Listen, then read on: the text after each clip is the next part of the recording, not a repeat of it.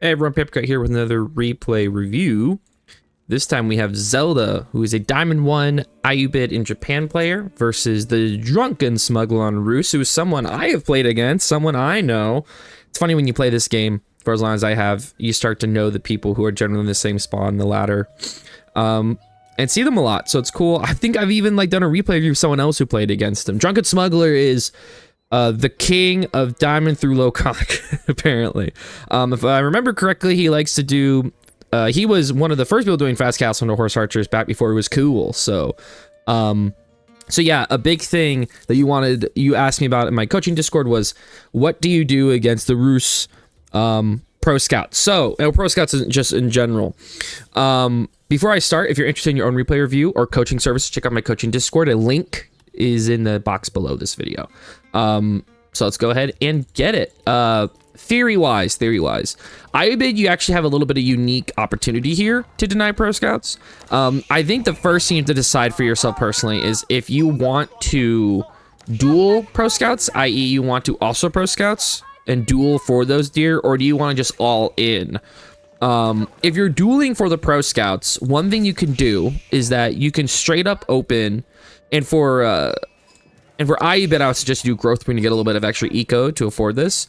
You immediately open stable and then archery range. So you open stable and actually do horsemen, because horsemen are cheaper than desert raiders. So you do horsemen and they don't cost gold, so you're saving gold. You open desert raider.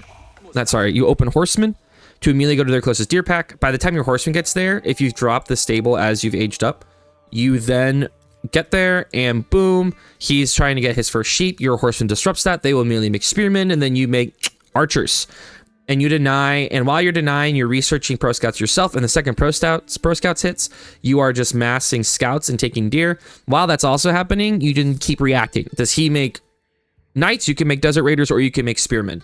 Does he make horsemen? You make more horsemen and add a desert raider. If he makes a lot of spearmen, you just make more archers. So you just keep reacting and trying to pin him in base while you try to steal his deer and then get your own deer packs. So that's one way you can play it.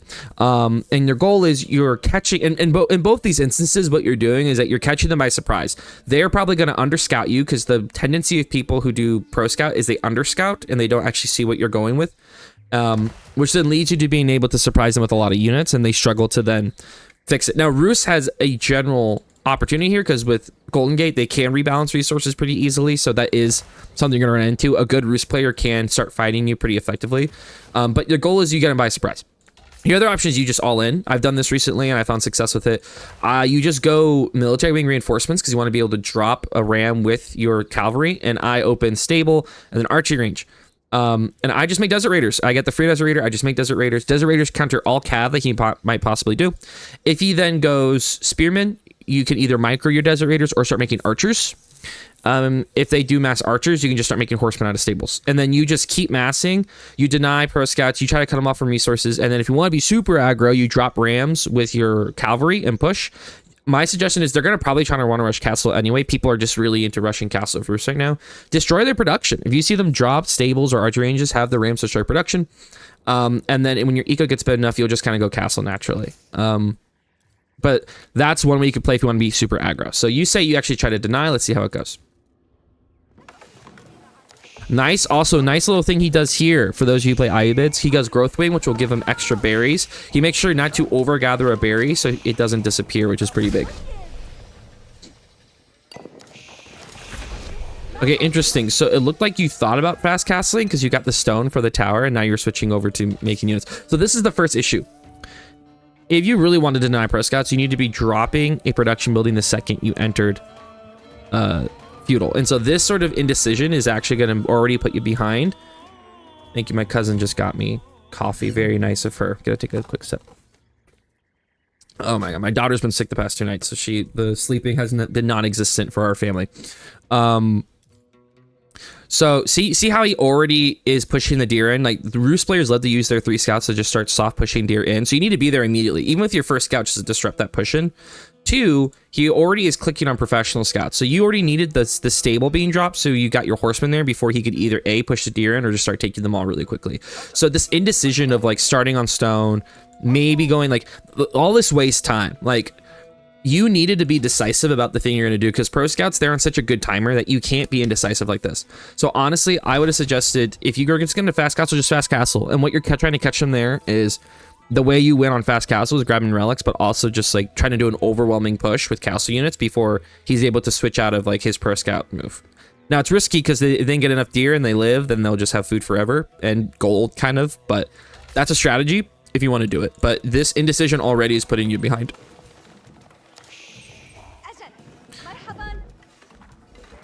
This indecision. Okay, I think this is the screenshot right here, actually. If this game's gonna go how I think it's gonna go. Boop, boop, boop. Okay.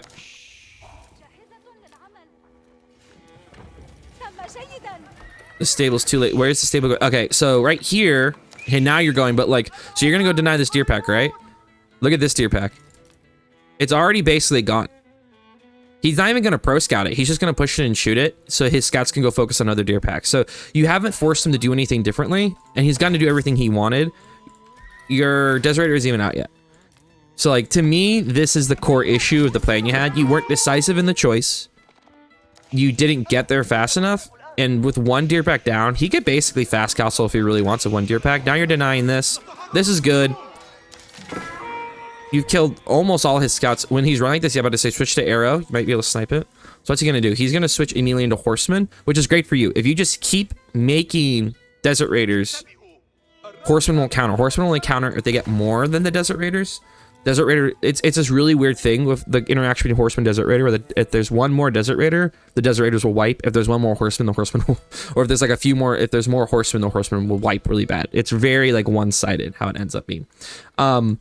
But look at this. Since he can produce scouts out of his hunting cabin, he's not being punished for this. He already has the deer in here, so he's feasting.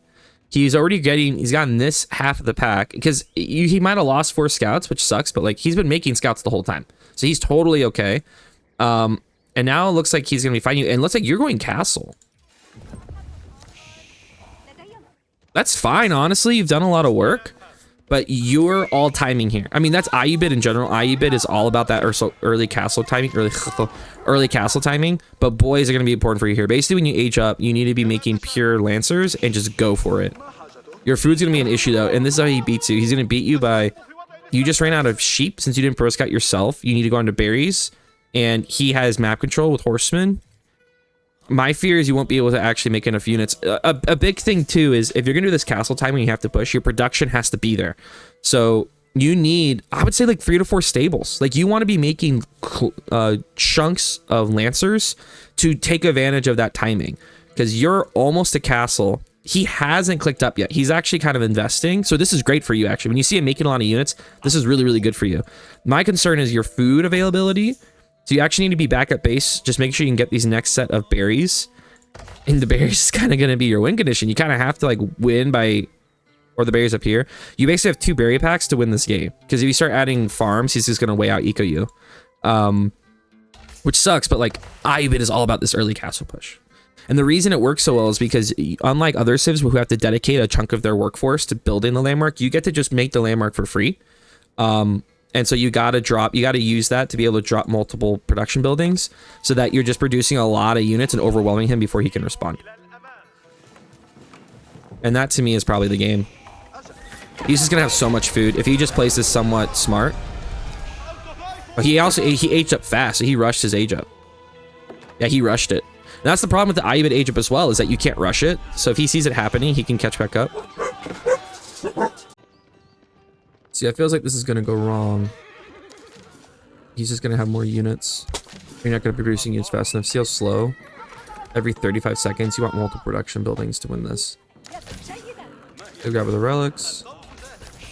So grabbing these relics and then the push is kind of like the key part to winning this in early castle. You gotta go, you gotta go. You gotta go now. Look at the numbers. You got 14. He's at 17. I'm guessing he has... Look at these. Look at the production. 5 production buildings. 2. I mean, that's just the game right there. He also has way more food. So the longer you're waiting, the farther behind you're getting, the farther ahead he's getting. Because he's producing way more than you. If you're always wondering how your opponent has just more units, you look at the production. Like, you have a lot of resources right now. When your macro's off, you have way too much food, not enough gold. 2, you're just out of your 3rd production building. You're winning this with pure Camel Lancer, in my opinion. Especially because he's pure Cav himself. Look at this. Like, your comp is better, you just don't have enough units. When you're pushing back, you gotta go. You gotta go. You gotta go. You gotta dive. You gotta do damage right here. Because just killing these units isn't gonna be enough. You have to actually do damage, especially once he starts adding, like, crossbows. No, I wouldn't do this circle.